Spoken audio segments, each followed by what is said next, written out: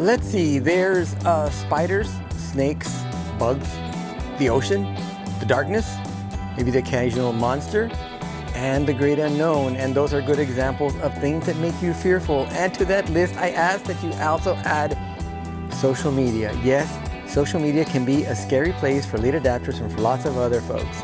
Ladies and gentlemen, my name is Rubeno Villarreal. I am Border Mayor across all my social medias, and those include Facebook, Instagram, IGTV, YouTube, and I keep a super active Twitter account. Now, a little while ago, I listed a few things that might make you a little fearful, and I mentioned social media. We can talk about it. Yes, social media can be a very scary endeavor and difficult to dive into. But if we talk about some of those fears and we address them, I think it might help in people trying to really use social media, leverage social media for their small business and the services it offers and for their branding. Now, I'm calling this series the Fear Factor series because when I started it, I pretty much had only 2 or 3 things to talk about. But after talking to Kamaji, I realized that there's more. So this is part 1 of 3 parts that are coming up. And in this particular segment, we're going to talk about 2. And the first one we're going to talk about, the first fear factor is a big one. And let's talk about it. It's criticism. Yes, if you put something on social media, whether it be a video or whether it be a photograph or maybe even an inspirational quote, these days you're going to get criticism. And criticism isn't always a bad thing. What happens oftentimes is when you've never been out there in the social media world and you start dabbling into it and diving into it because you know that that's the way to go in this time of virtual existence, well, you might have some people that might not be used to you doing that.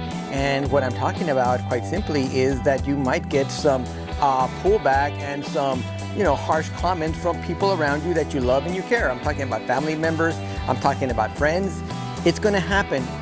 But let me give you the other side of the coin. If you don't have anybody give you any kind of commentary on what you're doing on social media, you're probably doing it wrong. So don't always see criticism as a negative. I want to ask you at this point, consider the fact that you're going to have to embrace it. But for now, put criticism as a real fear factor as you dive into social media. Now, the second one for this segment, and it's one that I actually learned through our instruction over the years of teaching late adapters, was a question that we got asked quite often, which is social media childish? I thought that was an amazing, very insightful question because once upon a time, I think social media was, and it still is. Some people still use social media strictly for entertainment purposes, just to have fun. But if you're an entrepreneur, a small business person, or you're trying to brand yourself, those days are long gone. Social media is a very, very serious platform because what it gives you the opportunity to do is spread your message to a great big audience, and the audience is growing every single day. You can be your own production company. So put that in your mind as a real fear factor. Is social media childish? It can be.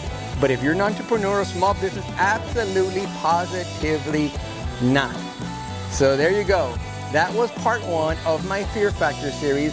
I'll soon come up with part 2 that'll deal with some other very important elements that might make you fearful. Now, if you have any questions or comments, please feel free to DM me. You can find me at Border Mayor. I'd be happy to answer any questions that you may have. We'll see you next time.